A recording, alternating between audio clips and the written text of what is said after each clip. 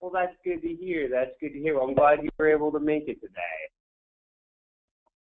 Yeah, I didn't get the phone call at first, and then I was trying to get the computer set up. I'm sorry I'm late. Oh, don't worry about it. Don't worry about it. Like I said, I'm really glad you were able to make it. So tell me, what is your? I know we had gotten to meet at the conference a couple of months ago. But remind me, what was your role in your program? In what program? In the nursing program, what do you teach?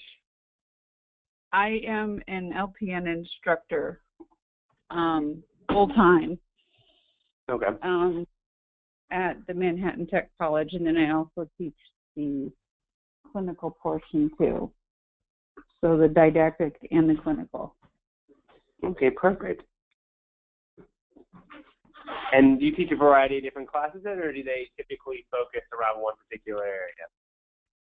All of them. All of them. Okay, perfect. So, jack of all trades. That's a skill in of itself. Well, we have 3 of us, and we all basically teach all of them. Oh, okay. And now, and then you all typically get how many students every year? You all typically find yourselves handling. What's that? I said, how many students do you all typically find yourselves handling every year between the 3 of you then? We have 41 every fall. 41 every fall. Okay, perfect. Perfect. So tell me a little bit about your program and how you teach assessment. I'm not really familiar. I know we talked briefly, but how do you all teach assessment? They're very new students, so it's kind of difficult. A lot of times we just bring the mannequin in there and just start out with the head to toe first and basically show them how to do it. And then hope they can figure that out that way. And then as we're teaching them in the foundations class, which is the first class we teach, kind of go through each system and break it down that way. Mm-hmm. So it's tedious. And then we have lab. We have static mannequins. We also just now bought a new one. We bought a high fidelity simulator. I have yet to see it, honestly, because the other, my co-instructors are not all that versed on the simulated mannequin. We've always had a simulated mannequin, but I don't think we've ever used it in our program. Okay. So you're just now starting to kind of utilize that then? Well, I'm not necessarily fearful of technology, but they are. So, but it's getting to the point where, like everyone else, the content saturation is beginning to get to them also. And so they're running out of time. So.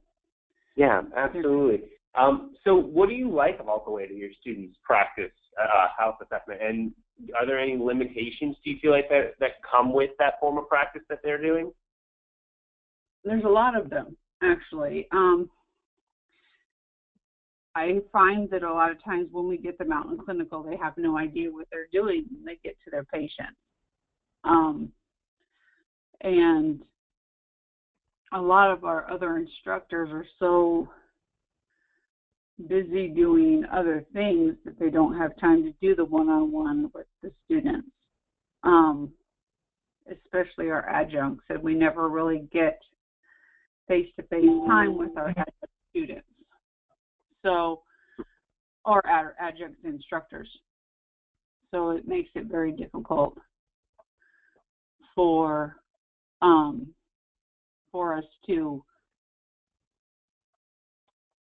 kind of touch base with them as to what we're expecting each semester or even each week from the students. Yeah, absolutely. Absolutely. And then you said that you practice to try to go through the different body systems with them. Are there any certain sounds or systems that if you could wave a magic wand and make them better at these new students, what would these systems, what would they be? Well, some of it is just being able, I think at our level, I think it's just basically being able to recognize normal from abnormal. And being able to just recognize that. And I think that is kind of one of our main goals for our program. And I think that is one of the main problems, too, at the same time, that they are not able to do. And if they are able to do that, what to do when they have recognized that there is something abnormal. So being able is, if there is go ahead. something abnormal. What's that? Oh, no, I said go ahead. I interrupted you. So if there is something abnormal, then how do they follow up with that? So if there is an abnormal lung sound, great to have an abnormal lung sound. You're not just going to run to the doctor and call them and tell them you have an abnormal lung sound. You have to do something before you do that. You have to do something, and so to be able to instill that into them as to what are you going to do with that information first. You're not going to run home and call mom about that. You're going to run home and call mom about your assessment of that first. So absolutely. You have to teach them that first step to recognize, and then to teach them the steps to delve into after that. And I think that's the hard, and I think that's where Shadow Health will help, to be able to not only help them recognize the normal versus the abnormal, because I know that there are certain places for that. Yes, you are 100% correct. But also to be able to formulate questions in blatant ways. So I think for people like me, it was difficult. Because I'm used to talking to real people, and I'm used to making it quicker, and I'm used to, I'm used to being able to shoot smaller questions to hurry things up, and I'm used to being able to formulate my questions toward the patient so that they get what I'm saying, so that they're, to move the questioning along. And it doesn't work well. It doesn't work with Shadow Health. However, with them, I think it would work well because they're so literal.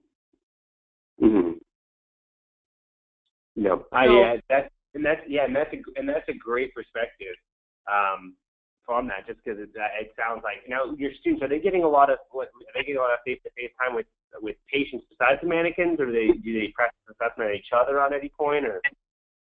Well, they get some time with each other, but not for this kind of stuff. What we spend most of our time in lab is how to do a sterile dressing change. And they go over and over and over the mechanics, the physical mechanics of how to do a dressing change, which is, to me, retarded. Because they're not going to do sterile dressing changes. And how to do trait care. Okay, well, trait care is about the only thing that I think they're going to ever actually do in their life, other than, that we have them do Foley insertion. But the way that we have them do it is not going to be really ever happening in real life anyway, because the patient's never going to be in the same position that we have them in. So I think to cut that time in half be a little more realistic in their expectations with that kind of practicum. And to spend more time doing something like this would be a lot more beneficial to our patients, our students. But this is my perspective on it. Yeah, no, that's great, and I love getting that perspective. So before we get everything kicked off, what are you hoping to gain out of our talk today? Is there anything specific you were hoping to take a look at or get out of today? Well,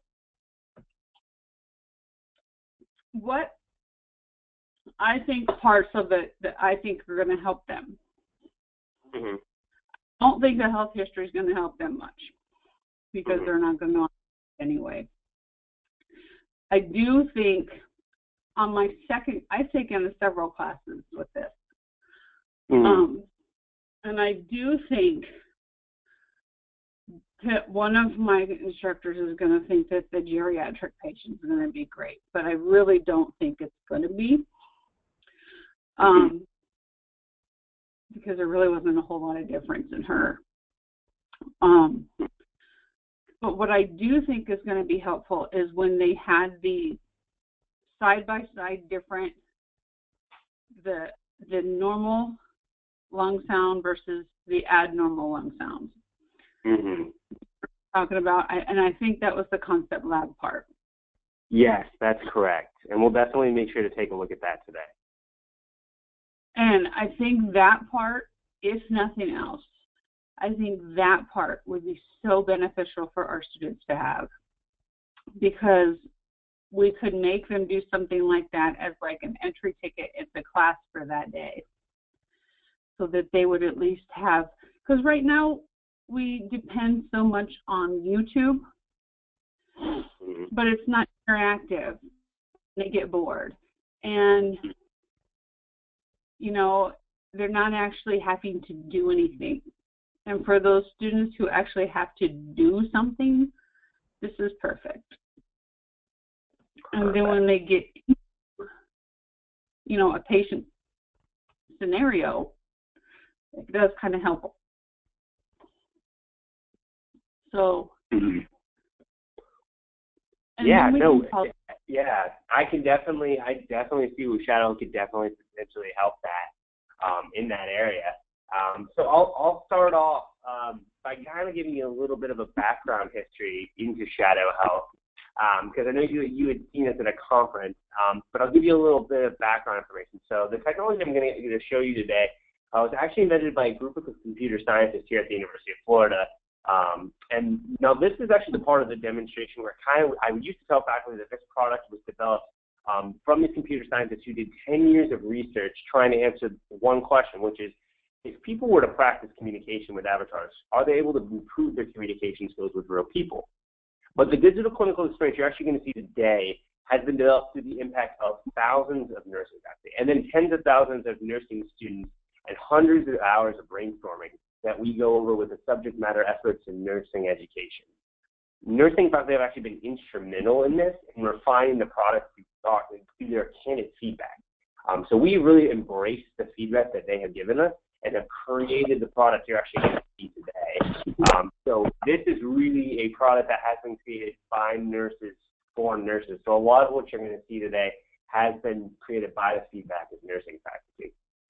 Now, we'll go ahead and dive in, but did you have any questions about that before we got started? No. Okay, perfect. So here, and now you're able to see my screen okay? Uh-huh. Okay, perfect. So here on the screen, you're going to have to see an overview of everything that's going to come with our undergraduate health assessment. So you'll see here on the left-hand side, we're going to have our single system exams. Now, these are going to be patient interviews and physical exams that are going to be each linked to a body system. So you can see over at the top, we're going to start with health history, and then we'll move all the way through HENT, respiratory, cardiovascular, abdominal, musculoskeletal, neurological, and skin, hair, and nails. Now, you're going to be able to couple that. We're also going to have 3 focus exams that, as you mentioned, the geriatric things that you'll see here right there. So we're going to have 3 different patients with a variety of different ethnicities and backgrounds. So the students are going to be able to have the opportunity to be able to go through an interview and establish, and as well as physically examine the patient. So your students will be able to go through that and kind of be able to pour through that and really provides them a very good opportunity to go through there. So then we'll see here in the middle, you had mentioned the abnormals, and this is actually where that's addressed right here in the concept lab. So they're going to be able to hear side by side the different sounds, as well as have a visual image too that really makes it kind of a little bit more of an immersive learning experience. And then they'll tie all that together in the capstone assignment, where they'll be able to bring all the different body systems together and do a complete head to toe. So they'll be able to get a really good idea of what it all looks like when you bring it all together. So that's kind of everything that comes in the module. Did you have any questions on any of it or concerns?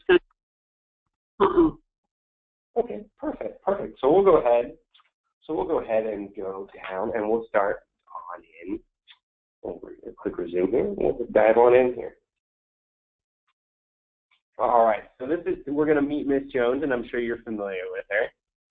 Let me go ahead and turn the volume off. Safety and privacy are two. Well, I'll go ahead and turn that safety tutorial off, but your students will be able to actually have this when they log in, and it'll be able to remind them to do things like close the privacy curtain, which we'll go ahead and do here. Oh, and then also cool. things like, yeah, it really is. And then we'll go ahead and wash our hands too. So we'll head on over. Now all of our nursing actions you will see here will be captured verbatim in the transcript right here. So you can see close curtain upon entering in there. So when you go into the back end, and we'll get to that in a little bit, but when you go through the back end, you'll be able to actually see all of the students' actions completed in that transcript. So if you wanted to, you could go over every single student you had and see their actions and what order they did it in, and are they able to link those nursing processes together. So I'll go ahead and introduce myself to Tina before we get started. I'll be like, what's that? Or we'll even ask her what brings you in today, Miss Jones. Okay. I got this scrape on my foot a while ago, and it got really infected. It's killing me. All right, we could ask her, which foot? My right foot. Okay. We could ask her on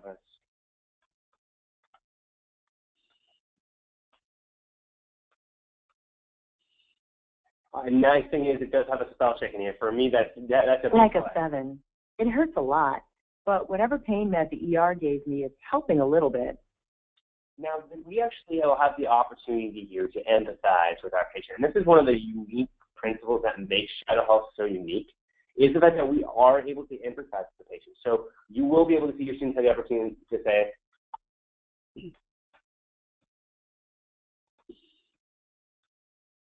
Thanks. and you'll be able to see that it comes up in the transcript a different color. So as you go through, you'll be able to see when they took those opportunities to empathize or educate the patient rather than just ask them questions. Now, in our provider notes, we'll be able to go in here, and we can go, and we'll be able to say, we'll say we can say right foot pain, or fall, and then we could say 7 on pain scale. So the opportunity to document for them will be very prevalent here, and you can see, I'll kind of scroll through here so you have an idea of what all comes in here. But you can see just how many opportunities that they're going to have to be able to document as they go through. And you'll be able to see. Now, one thing you will notice on the screen here is that there aren't any drop-down menus. There aren't any prompted questions or preloaded anything that they're going to be able to click on and have an answer pop out at them. So that's a totally different approach. And what do you think? What do you think the style of questions that we just asked versus kind of feeding the students those questions? What do you think the difference might be there? Well, this charting is definitely much different than what they're used to. And I think that might be, is the nursing progress notes the same way? Yes, let me pull that up for you real quick too. So you can document additional information here, and then I'll go through here. You'll be able to see their ERs as well as their monitors here. You'll be able to see that here. Back to that. But no, so I was asking in terms of just the drop-down question versus kind of the students creating and driving those questions. What might be some of the differences you see between those two kind of methodologies? Well, I can see them going in there and just not having any idea of what to do next. Um, and that is frequent. I mean, even not necessarily just with an avatar, but that's frequent with the student in the patient's room, because they'll be standing there looking at her just like we are right now. Mm-hmm. And I'm, okay, now what do you do next? You know, and that's okay, because that's kind of what, and that's kind of why I think shadow health is helpful, because it's awkward when you're in with the Absolutely. you know, and so I think Mm-hmm. it's a good thing for them to say, all right, here you are, here's your patient, now what are you going to do, you know? So it'll be interesting if, you know, if this is something that we do, to see what kind of time they come up with, you know. Mm-hmm. Now, as far as the assessment, is everything there that they have to do? In terms of which, in terms of which component? Because that's what I was talking about with the representative that was at the conference. Because Mm-hmm. when we did the respiratory assessment on my assignment, there was no other than the things that we were graded on. Mm-hmm. There was no other assessment. There was no other assessment options. So I couldn't have chosen anything from the neurological assessment or anything from the cardiac assessment to do if I wanted to. Mm-hmm. And so I chose 100% of what was there, because that's what was there, and then documented accordingly and got 100%. Mm-hmm. Well, from a student perspective, that was pretty easy. Mm-hmm. I didn't have to decide what to do with my patient. Yeah. But in a nursing perspective, in real life, if you're standing in front of Tina, you wouldn't have that list. Yeah. You wouldn't have that, okay, so she has a respiratory problem. Here's my list of assessment things. This is what I need to do. And then when I get what I have, I'll just go out and chart it, and then I'll be done. So I think, so you were saying, for when you were doing shadow, you had a list of things you were looking for when you went into the assignment, and you just kind of asked off that list? No, the list was provided to me by the available things on the left upper side. On the left So where upper you're side. In terms of the ER orders, or under infection control, the nursing tasks over on the other side. No, over on the over where it says wash hands and nursing tasks. Oh, yes. So if you go out to the exam menu, and you go all the way, I mean, usually you have an assessment menu. If you did everything that your assessment said, then, but I'm sure it's probably under shift assessment or something, but if you did everything, all your check marks, and you were done. Yeah, and I think I noticed this. So basically there is a little bit of a difference now. You do have to ask the question. So there's not going to be, I'm not sure when you did this, because there have been a significant amount of changes to this, but basically you're creating and driving all of this dialogue to basically get to what do you need to assess about this patient, and then you're graded upon what questions did you ask, rather than just the exam actions alone. And there's actually been a change in how we do the physical examination as well, and we'll actually get to see the change in that will make it a little bit different than kind of what you saw. So this is just the health history. Part.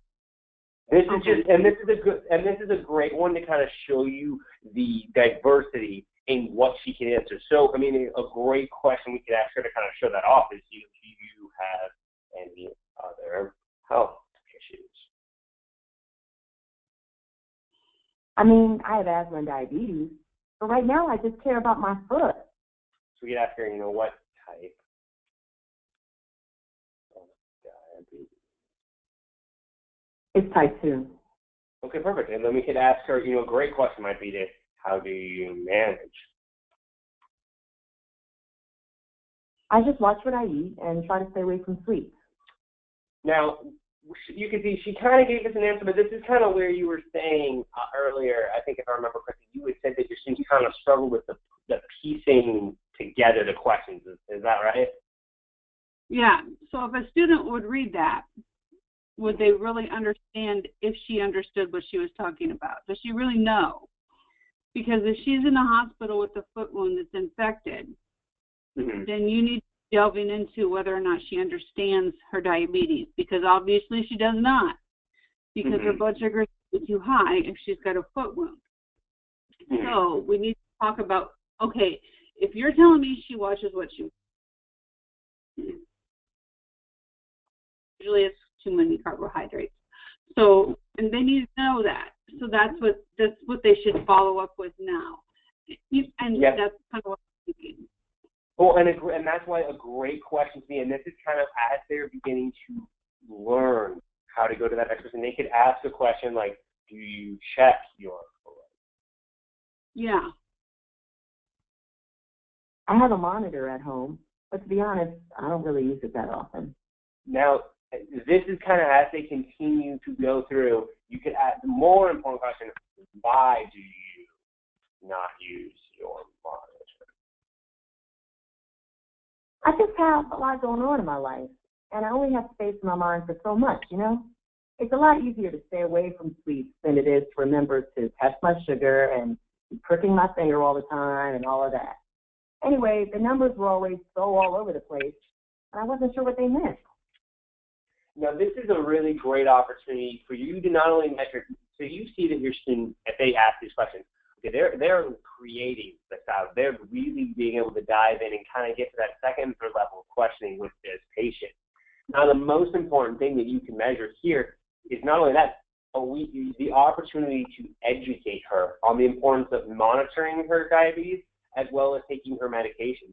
So your student to use this opportunity to say, this won't be simple, but you need to use your.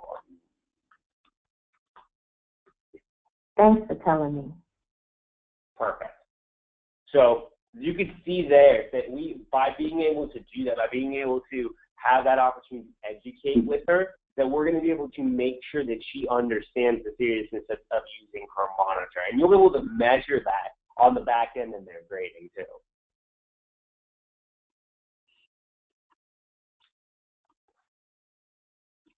All right. Did you have any questions before we move on from health history? I don't think so. Okay, perfect. Well, we'll go ahead and we'll say bye to Tina for a little bit, and then we'll head on over. Now, we're going to head to one of faculty's favorite parts of this, which is the faculty backend, which is the grading portion. So this has actually changed a significant bit this past year.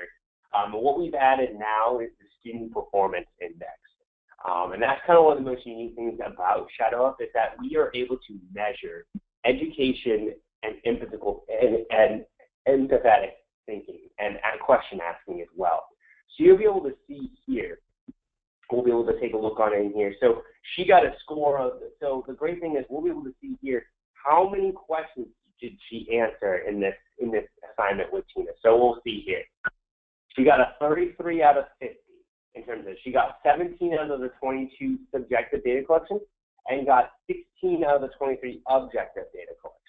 So you can see she got an overall score of 70.29, and that is actually weighed against all the other students in the nation. So the nice thing is here, you're able to measure the student's score, and the DC score will automatically grade that for you, but you can also see their level of proficiency, and it'll define what that proficiency is. And then two, you can also see here the duration of time that they spent in the module, as well as how long they were actually interacting with the patient, which is definitely beneficial on your end to see what time are they spending in there. Now we'll go ahead and dive a little bit. We'll go ahead and dive in a little bit with this. So I mentioned the transcript. So you can see here This is going to be all of the questions as well as all of the exam actions that they did here. You can see it goes on for a while. So it can definitely be, you will have down to the minute, I divide this into interview questions, statements, as well as exam actions. So you really have the opportunity to use the student's data and be able to dive on it and see what they're working on. And kind of be able to see, if they're asking a line of questions and they're not thinking deeply enough, why aren't they doing that? So things like that could definitely be beneficial for you as you're going through and being able to kind of examine all of that. Now let me go ahead and see what we'll do it, and we'll pull up. Oh, were you going to ask a question? Now, on that transcript, is that what it really looks like then? Yes, this is exactly what that transcript will look like on the back end here. The place that it has the student's name is at the top. Yes, it has the student's name on the top, and then you'll have their name here. You'll be able to go through here, and it'll have all of their thing, and it'll even say when it was, the date was started, as well as the amount of time they spent in the exam. Because what I'm thinking is that is a wonderful teaching moment. Mm-hmm. Would be a wonderful teaching moment to pick out good ones and to pick out, okay, would you really say this to your patient? You know what I'm saying? Yeah. Through those and pull them out and say, all right, I know this is an avatar, but would you really say this to your patient? And kind of, because you don't really see any student names.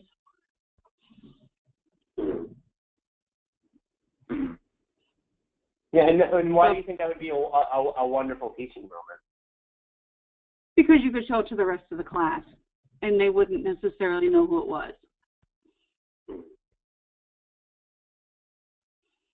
And if somebody was, Sam? Yeah, absolutely. No, I really do. So that's perfect. So we'll go ahead and I'll kind of show you too as we move to the next slide here, or the next part here. So this is our subjective data collection. So here you're going to be able to see here at the top, it kind of gives you an idea of how it works. So you'll be able to they'll include pro tips and example questions. So here you can see it'll have a check mark by the questions that they asked. So did they ask about the 2 complaints? They did. And then here are all the little categories they need to make sure that they ask the questions on. Are they reporting a sore throat, an itchy throat, itchy eyes, and runny nose? So you can see here, we could say it was revealed that it has a pro tip in there. And it says, initially establishing the 2 complaint allows the patient to express their reasoning for seeking care, primary concerns or condition they're presented with. And the example question is your throat sore? So even beyond your students getting through this the first or second time, this is really about making sure that when they are done with this, with their patient interaction, that they get ready to dive back into what they just did and make sure that they're providing the feedback that's going to improve them. And then the next time they go through, they're going to have example questions. They're going to be kind of tooled so that the next time they go through, they're going to be better prepared for their patient interaction. And you can see that's going to go, there's quite a lot here. So you can see on the left-hand side, it's the primary question as well as all the findings off of that. And it's going to have that example question as well as pro tips in there for that. So that definitely is going to be pretty useful for them. But I do have a question for you, and it would be how, if at all, do you see this feedback being able to help students in their subjective data collection? What was that? Oh, I said, how, if at all, do you see this feedback? Would you see this feedback helping your students in their subjective data collection? Well, I think a lot of these things will help make that connection between the objective difference, the objective abnormals that they find, and the follow-up that they need to get. Some of this stuff, I think, becomes a little bit too much, but okay, because they're new, and I think it opens up to a lot of different things, which is is good. Yeah. So I think it's good. I think it'd be a definite need for us to say, all right, you're not going to get 100% on this the first time, because I didn't even get 100% on them the first time when I went through. But I think that it's a good thing for them to reach out. Allergies, I think, is a good thing to expect them to get every time. Or side effects each time, medication each time. I think once they get used to it, they can make a little list. But in the real world, they're going to have to look for those things too. Certain things they're going to have to look for each time, and they're going to be consistent on here too.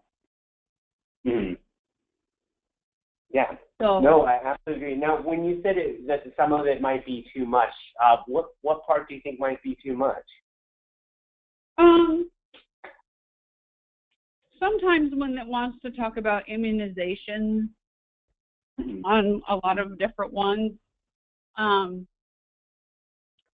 necessarily the respiratory ones, but some of them when they want you to really delve into their sexual history, I don't think it's necessarily pertinent, in a comprehensive history.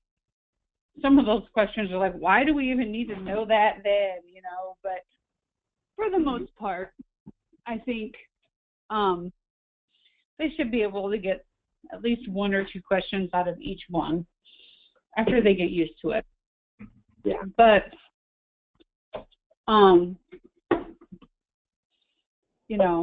there's several of those that the subject kind of weigh out. Absolutely. Well, and then I'll kind of roll through here so you can get an idea here, because I'll show you, this is the objective data question, the same thing. You'll have the protest, and then you'll be also able to see here, you can have a protest, and you'll be able to see what questions, if they check the original findings, and then they follow up. So, and you'll be able to see what, they did palpitate. So you'll be able to see if their examination actions here, and if they followed up on those. So this is really a great opportunity for you to be able to go through and kind of see all of that. Now we'll pull up documents. Oh, go ahead.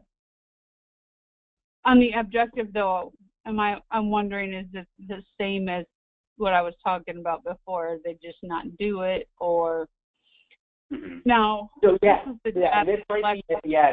this sounds very similar to what you do, and you can see that's only one component of what goes into grading a shadow health assignment. So a student can get 100% on the objective data collection, and they could get, in this case, a 60 on that, and that's going to reflect on their total grade. So while they may perform the exam actions and go through the motions, there's actually a slight change in that that's made it a little bit different. And when we get to the last patient, it'll be a little bit more clear, and I'll kind of show you that. But yeah, I think this is probably what you were familiar with, or what you had seen last time. Yeah. For this particular page.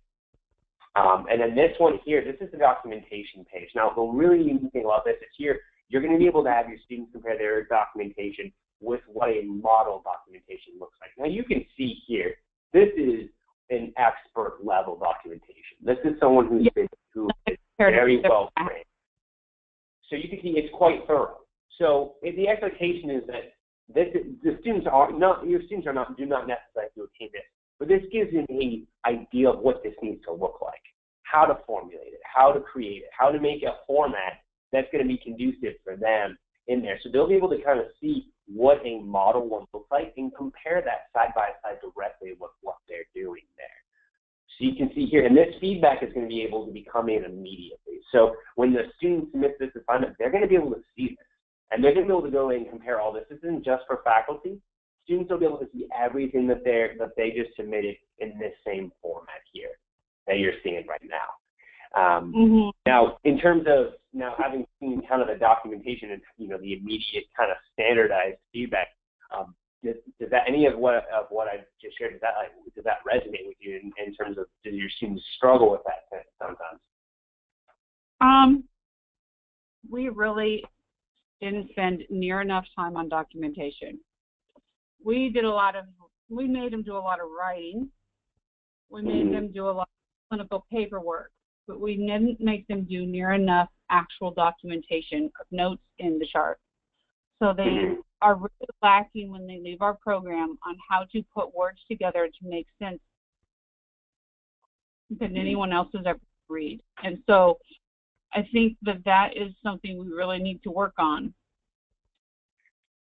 because a lot of our nurses are going to be going into long-term care, and they're going to be making notes, and they're going to be calling doctors, and they're going to be having to put words together and make themselves sound intelligent.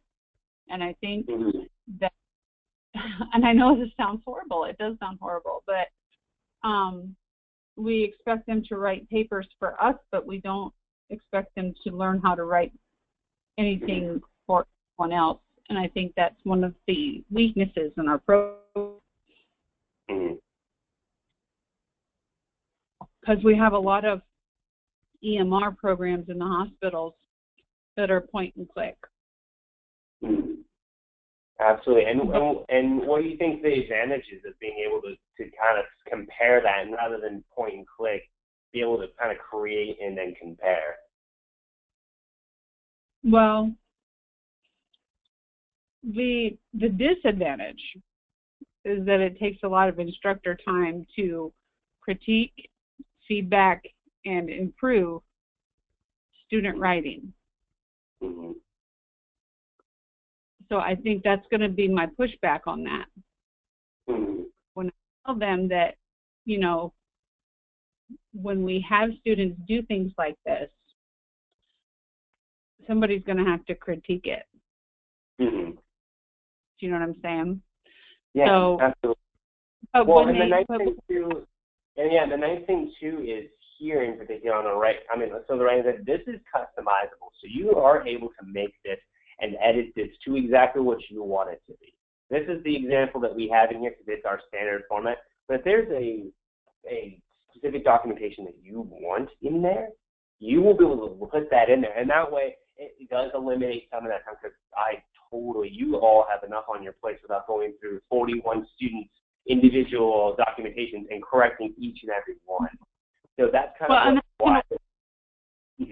That's kind of what I was just thinking. I mean, if they went up and they saw this model documentation when it came up, they'd be like, oh man, I really suck. Mm-hmm. Which is kind of what I thought the first time I did it, you know. Yeah. But I didn't actually look as bad as I thought it did compared to some of them that and the nice thing is you can customize it to the standards that you expect your students to do. So you can take this down. They can give their own feedback, Mm-hmm. you know, up against the standard. And that tends to work so much better when, if we would give them that standard at the end, they could see where they're at on their own. Mm-hmm. And so that would alleviate some of our time. And then the ones that are truly having a problem, then those would be the ones that would be coming to us, wanting us to help them formulate. Yeah. So absolutely. And that would be okay. The other ones would just sit on their own, and if they couldn't, then they would come to us. So no, that's a great point, because that's, like you said, you definitely want to make sure you maximize your time, and that's definitely, by doing that, I think you really are able to benefit yours and the students' time, I think. All right, perfect. Well, we'll start slowly wrapping up. So you can actually add review questions here. So you can actually put these in there, and that will provide kind of a nice post-test for the students. You can see here, they'll be able to kind of go on through and get a good idea of everything that's in there. And then you'll be able to go up here, and we'll do the self-reflection. And we'll go, the students will be able to kind of self-reflect on kind of their own failures and successes. And then you can have insight to that information as well as you're kind of going through each one. You're like, I'm curious what this student did very well. This student didn't do very well. What do they think about it? They can put that down, and you can get some good feedback from them too. And maybe if a student is having issues with documentation, that might be a good place to put it. So we can create our own questions here. So this here is self-reflection. These are the review questions. So you can put these, so the example is to explicitly describe the task you undertook. You could put in there something that helps them reflect on what they just did. So you could say, explain what, it says explain the clinical reasoning. You could word that differently. Or you could put in a question that's just going to make them look inward and kind of identify what the process they just did. And could they have done better? What could they have worked on?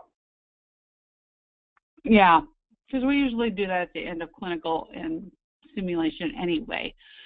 But as far as the review questions, we can change those too. That is a great question. Yeah, I believe, I don't want to speak out of turn because I'm not 100% sure. I will have to, I can double check on that for you with a couple of our content writers and see if that is something that we're able to do, because I'm not 100% sure. Okay. Because those, yeah. I don't know if necessarily our level of questions, but. Mm-hmm. Mm-hmm. Well, and then let me pull back here for 1 second. I'll kind of let you see the last thing. So students results book here. Now, there's only going to be one student in this one, but this will give you an idea of what a overall student. So you would actually have all your students in the class right here. So you can actually see, so it says here a threshold score is applied, and the minimum threshold to continue to pass the assignment is 85. So you can set a threshold, or you can just leave it open and have it be a first turn-in. So basically they just turn it in once, and whatever the score they get is the score they get. But it'll break it down here so that, let's say that you really are crunched for time one week, and you just kind of want to do a quick scan. This provides the percentage of what they did on everything right here. So you can actually get an overview of all of their processes right here. So this will give you a really good idea of what they did in kind of a quick overview. Now, you said the threshold.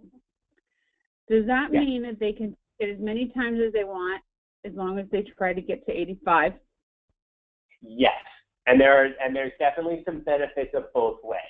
I can definitely, but now, is there a way that you can set it so that you can see what they got the first time, but they can still reopen it and try it again? Yes, that all of that information will be recorded. Okay. So you will get to see their first time. Yes. You will be able to see the first time. You'll be able to score the first time, but then they'll be able to redo it if they choose. Yes. So you could set a threshold, for example, of 70%, and then you could say, and you could limit it to 2 times. And you could say you can go the first time and then review what you did wrong, try it again, and then you'll be able to compare. Obviously, their highest score will count, but then you'll be able to compare the 2 results that they did. Okay. Because it's going to be hard, and I think that they're really not going to have a good time with this at first. Mm-hmm. But absolutely, I know that it's very easy to go through and copy and paste those answers and then go through it again and get a really good score. Yeah. But yeah, and the nice thing about this is it really is an opportunity. Like you had mentioned earlier, I think you used the word awkward. It is the first time you're interacting with a patient is awkward. So for them to be able to put this opportunity in kind of a safe place for them really is going to, because they got to get these kind of the rough stages out of the way, and this allows them that opportunity. But I mean, but even that being said, even if you go through the first time and you get a horrible score, and even if they printed out that whole page of all of this subjective data and all of the objective data, and even if they printed out the model documentation, they still have to go through and formulate questions and formulate a conversation with her to get her to say those things. Absolutely, yes. And so they're still learning how to do it. They're just doing it the right way, which is okay to me because they're still learning how to do it. You know, so I guess in my perspective, it's not the right way, but it's not necessarily the wrong way either, because they're still learning how to formulate that question and how to get those answers out of the patient that they need. And I think that is what our ultimate goal is. So I haven't necessarily decided if this is something, you know, that I can get them to do. If we wouldn't at first give them, you know, the subjective data, just the main point, you know, at the end, say, all right, this is a respiratory thing, and these are the main respiratory subjective data that you want to get, not the breakdown ones, you know, but the main ones, so that they'll all get pretty close to 100 to end with. But then just see what they can document out of that, you know, just to see what their questioning turns into, or something like that. at first. Maybe not Yeah. for the second one. For the first one, just what their questioning is and to see how comfortable they are with the whole system. Because I hate to see them get completely turned off by a really low score with the first one. Well, and that's actually what some of the logic was behind the DCE score, because that's what we were seeing, a trend of students being discouraged by a low result, and we were like, okay, you know, and that's why we compounded it with the national average, so that it would give them a score that, you know, you only found 30 of 50 findings, but that's still good for a beginning nursing student. That's to be expected. So getting a 7 on first patient interaction, finding 33 of the 50 findings, that's average. That's exactly right in the middle of where the rest of your college is. That's exactly what that logic was behind creating that DCE score. Yeah. Perfect. So I'll go ahead and I'll dive into our last patient here, and then we'll get on to the focus exam. But what I wanted to show you on this focus exam is the new physical exam. So this is one of our patients, and he came in for a cough. So you'll see this menu probably looks a little bit more familiar to you from what we saw, from what you would work with. Hey, Danny. Hi. All right, perfect. So we can ask him, you know, what brings you in today? My music teacher, Mr. Hellman, sent me here because he said I look sick. I've been coughing a lot, and I feel kind of tired. We can ask him, how long have you been coughing? I think the cough started it started 3 days ago. And then we can follow up maybe with one more and say, you know, we can ask him, you know, if there's anything else hurt. Nothing really hurts. I just have this cough for about 3 days, and I feel kind of tired. So this is a great opportunity for us to educate. So now we're actually going to be able to do a physical exam on the patient. So you can say, you know, I am going to look at your throat. Oh, okay. Perfect. So we'll go ahead and dive on in, and we'll inspect here, and we'll do the mouth and throat. So we'll be able to dive in here. And you can see here, as we go, number one, the visual graphics are fantastic. But something has changed here, and you'll probably notice it pretty quickly. Here on the right-hand side, you actually are documenting what you're seeing in front of you. So it changes kind of what you had expressed might be a concern when you said they could just go through and kind of pick things and then examine them. So this takes it a step beyond that. Rather than just examining it, they're examining it, and then they're going to be choosing from these options here and documenting what they're seeing. So as they go through, and this doesn't just hold true for the mouth and throat, any exam that they do, they're going to have an option to choose from and what they're seeing. Are there any abnormalities, any swelling, any bruising, anything like that? They're going to have the opportunity to go through and do that. So we'll see. So you can see here, this definitely is a change. You can see, so you'll actually have a couple of options here, able to go down, and then you can see all the different ones as we go into, we'll go into ears here real quick. Here. And then you can actually, as I said, document and see if there's any abnormalities in there. And we'll go back to this one. Perfect. So we'll kind of back out of there. But you can definitely see that change has really kind of been a different way to go about the physical exam. Does that kind of maybe address a little bit of that concern you had expressed earlier? that is definitely different. Yeah. But the kind of the talking about is still there. But which one? There still isn't. I mean, they still get the simulation that the other. I think it's Lauderdale or whatever it is. You can do over and above, and you can do not enough. Yeah. So if you had everything from the comprehensive physical over there, mm-hmm. that would be different. Mm-hmm. And I know that's kind of a pain, but then they would have to go through and decide What am I going to look for on this child? What is important? Well, and that's kind of the nice thing about what the questions define is that they're able to ask, like, for example, they found out that his throat hurts, so mouth and throat might be a good place to start. And then as they continue to ask him questions, the idea is, as they continue to ask him questions, that's going to lead them to investigate different body systems and different parts of the body, and is there something else we should be checking as he coughs away?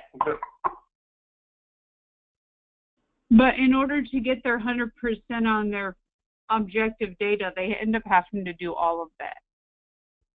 Mm-hmm. For some of them. So if there's an uncovered finding in there, then yes, but not all of it. There's not going to be something contained in all of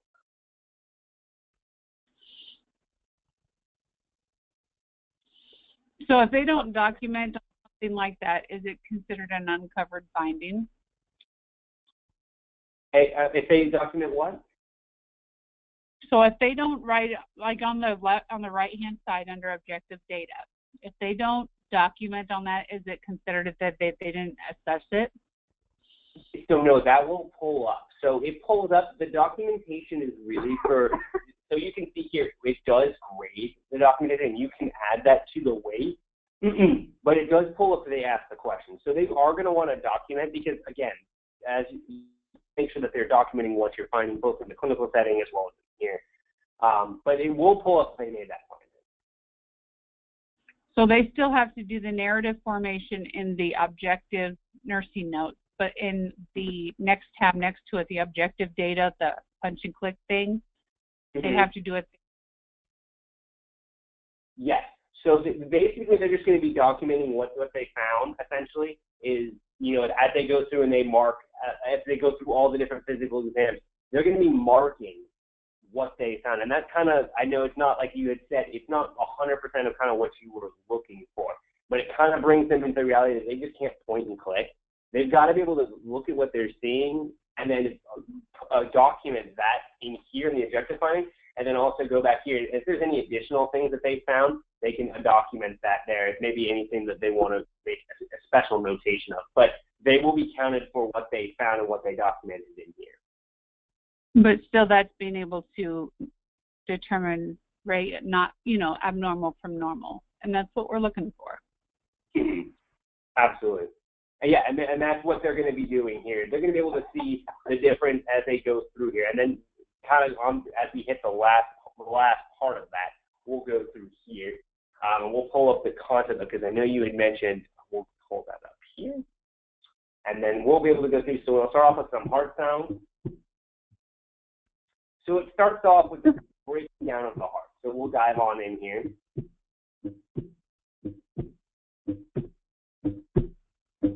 And then they'll break down with textbook definitions. So it really does provide them an opportunity to kind of get a more visualized learning there, a little bit more interactive as well.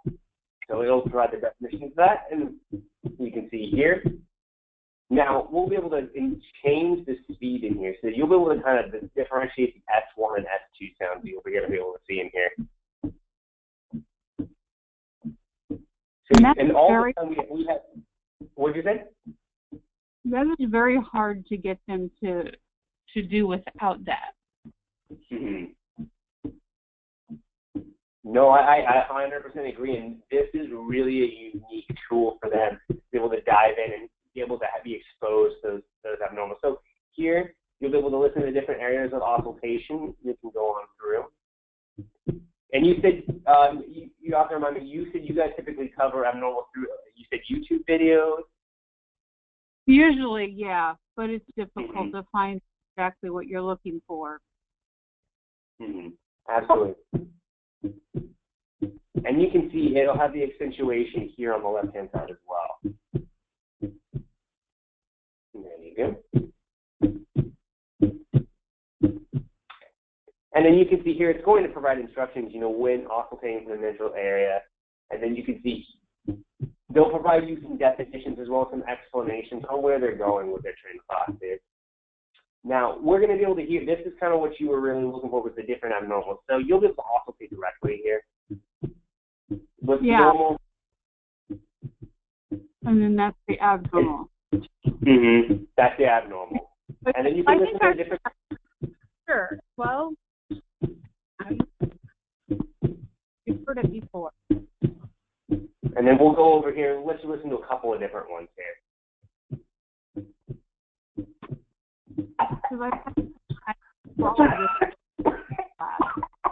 Sorry, Danny was coughing. What were you saying? I had to go through all of this with my assessment class, and I showed in my clinical class, and they thought it was a cool thing, and I'm like, you know, it really is, because that was the first time they'd ever actually heard it. And it's hard to find patients that have anything uniquely abnormal like that. Yeah. No, it really is, and being able to find them, but also have them side by side in a way that's going to make it kind of easy for them to flip back and forth. It's going to be easy for them to compare and contrast immediately. We'll go through here, and we'll go through a couple more, and you'll hear the normal versus the abnormal. And then we'll do the slow resting heart rate. But see, and the reason I think this is beneficial is because they can do this at home at their own time. Now, when they do this, I think I know what the answer is anyway. Can the instructors tell if they've done all this? Yes, they will be able to tell when they've done all this. So it will show up like a little transcript then? So they're not going to be, so the difference between this one is, and this will be a good example. So here is the identification activity. So there's going to be no conversation between them in any particular, now these concept labs do tie in specifically, and I'll pull this back up so you can see it. They do tie in, these concept labs tie in with the cardiovascular patients, the respiratory patients, as well as the abdominal patients. So they tie in directly with what they're going to be doing with the patients. But these particular activities, there's not going to be conversation in them. So basically, they will have activities, for example, like here, they're going to be listening to the different findings on this side and determining if they're normal, abnormal, and they'll be able to go through and see that. So you'll be able to verify that they've completed these assignments by a couple of different of these activities. Did that answer your question? If they score it right, then we'll know. Yeah, so basically here, you're going to be listening, they're going to be listening to what here, and then they're going to be listing what their finding was. So they're going to be going through and listening to different abnormals, and then they're going to just kind of have like almost a brief overview / quiz on it, and they'll be able to go through, and you see you must correctly identify the abnormal before proceeding. So to reach the completion of it, you can see that they completed that, but they're going to be basically just going to be having to go through and match up what they heard versus what they're hearing on this chart in particular. So you'll be able to see that. Okay. So they can't just come in and say that they did it? Yeah, that's exactly right. You can't just come in and say they did it. And this does, like I said, it does tie in with those patients specifically. So it will help them prepare for that too.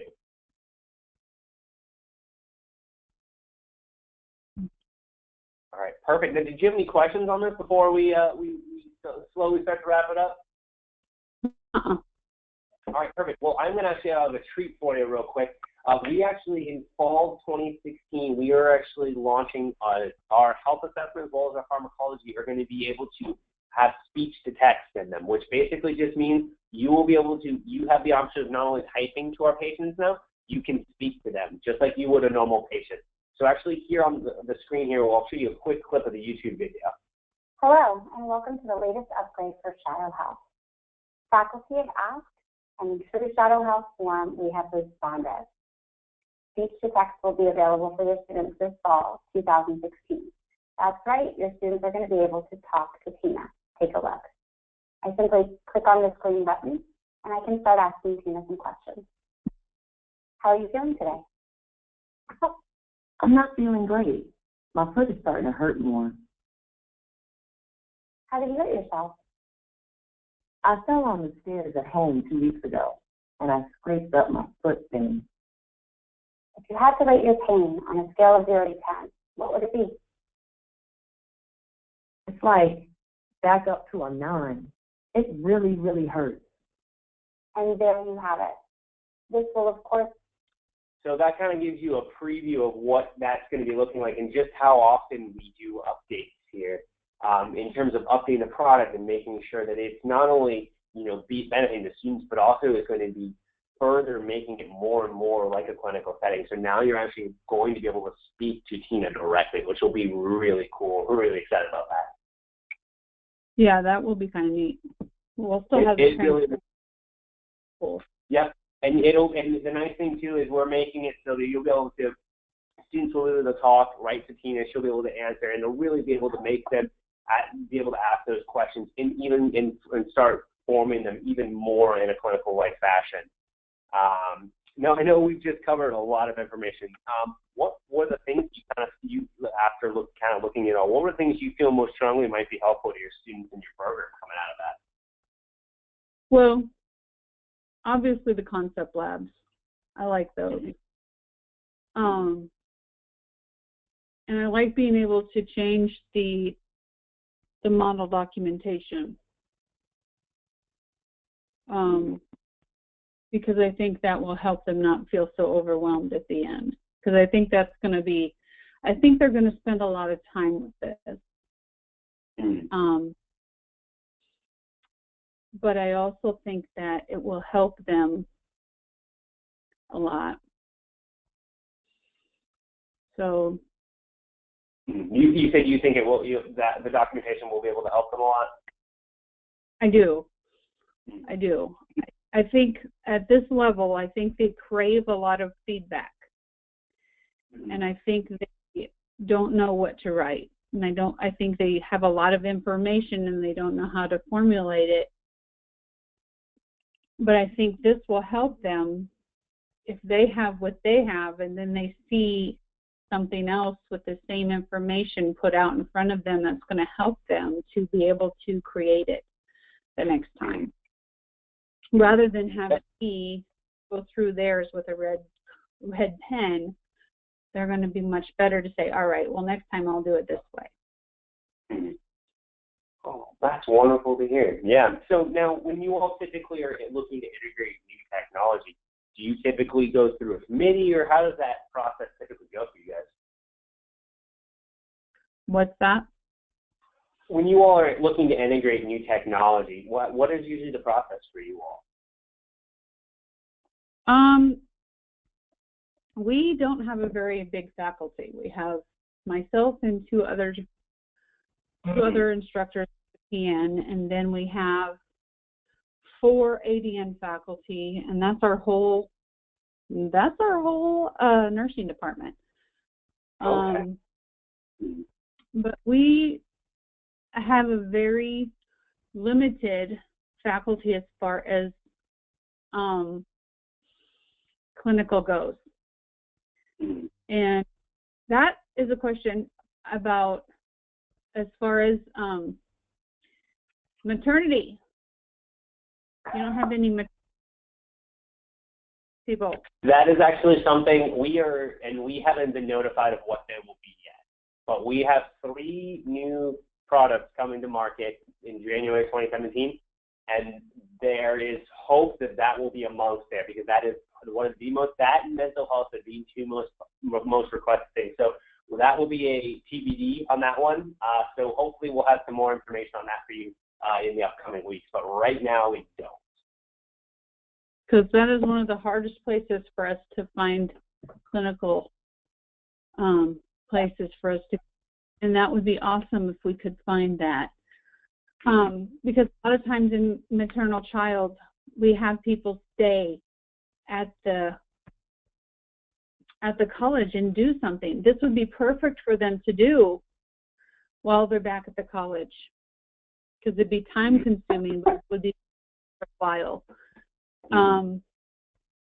So yeah. So typically what we do is, if you're looking kind of interested in taking a closer look at this, what we can do is we can actually set up a time for you to meet. Basically, we have a team called our instructional designers, and they're actually, some of them are nursing faculty like yourselves. But basically what they do is they sit down with you, and they kind of look over the class that you teach assessments, in this case, foundations, and they would kind of just ask you, how do you want to use this? And then what will that look like for you?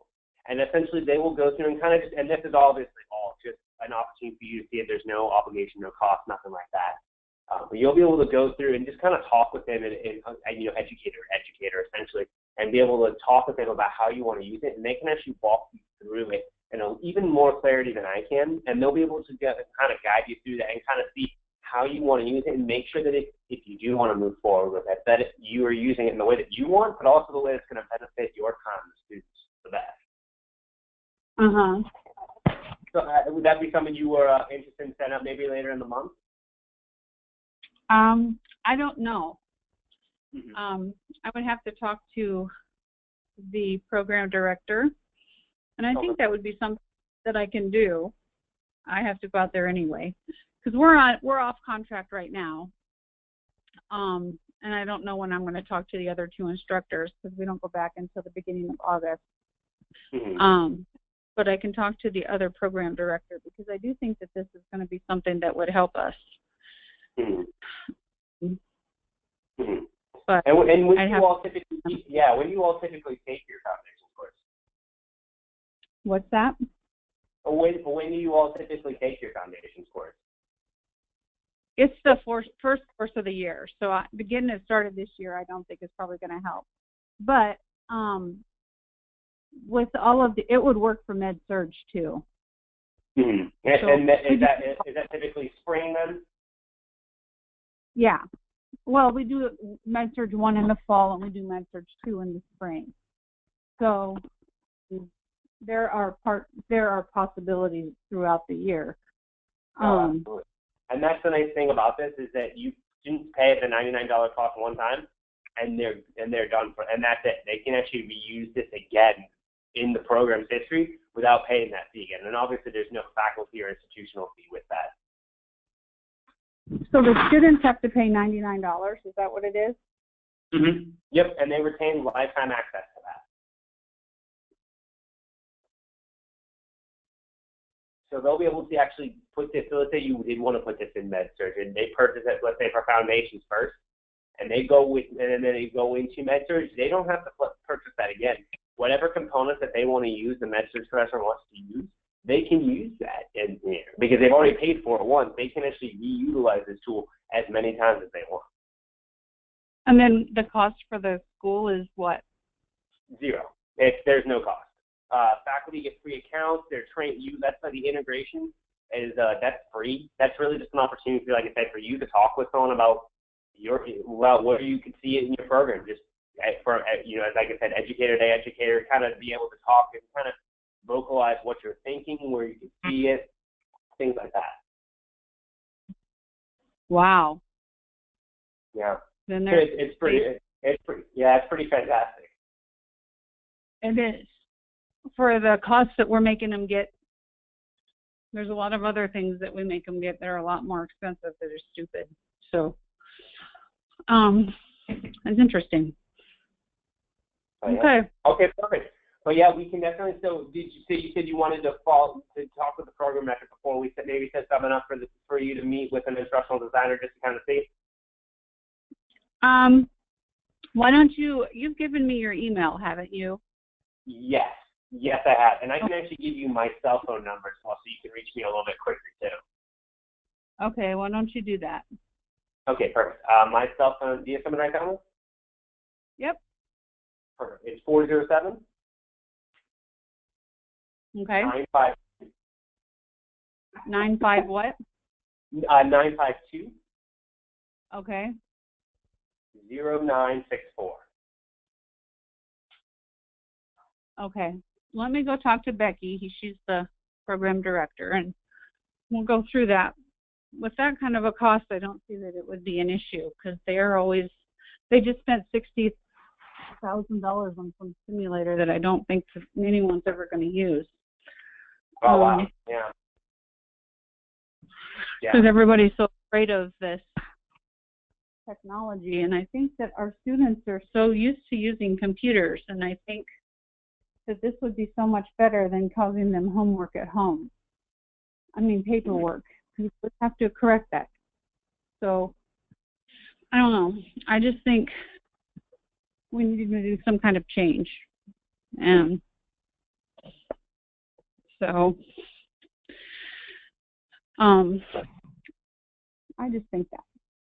Yeah, absolutely. No, I definitely will definitely follow up. When do you think would be a good time to touch base? Why don't you give me a week, and Okay. then I should know something by then. Perfect. And then maybe we set up a time, maybe later July, and you said you're probably going to look to use, if you were going to use it, probably spring 2017 is probably the best time. That would be probably, yeah, we could probably set up some kind of a time this fall to do I would like you to come in sometime probably during one of our faculty meetings, because I know that there's another gentleman in the ADN program who's been talking about, and I know there's another lady in the ADN program that's been talking about it too. So there is interest in that. I don't think I'm the only one who wants to get going. So let me do who were the people in the ADN program, if you don't mind me asking? One of them's name is Ken Sicily, and the other one is Kim Davis. Ken Sicily. Actually, I remember Ken. I actually met with him, and then you said Rebecca Davis, was it? No, Kim. Oh, Kim Davis. Yeah, Ken is tall and thin. Yeah. So he works with me too. So he's been talking about that too. He was in the program that I'm taking currently just a couple of years ago. So he's been talking about this too, and he talked to the young lady that was at the conference with us this last month also. So I don't know for sure what he delved into there, but I know he was talking to me about that. But I don't think he used Shadow Health when he was in school. I don't think they had that set up at Fort Hays yet. So Okay, perfect. But yeah, I will definitely give you a call next sometime either later this week or next. And if you need anything from me, any information or anything, feel free to shoot me or give me a call. I can definitely do that. But otherwise, we'll touch base next week and maybe set up a time in July or August for you to do the instructional design, and maybe then we'll have a time for your faculty meeting too. Okay. All right. That'd be perfect. Okay, perfect. Well, thank you so much for your time today, and I look forward to talking with you next week. All right. Thank you, Matt. Thank you. Bye-bye. All right. Bye.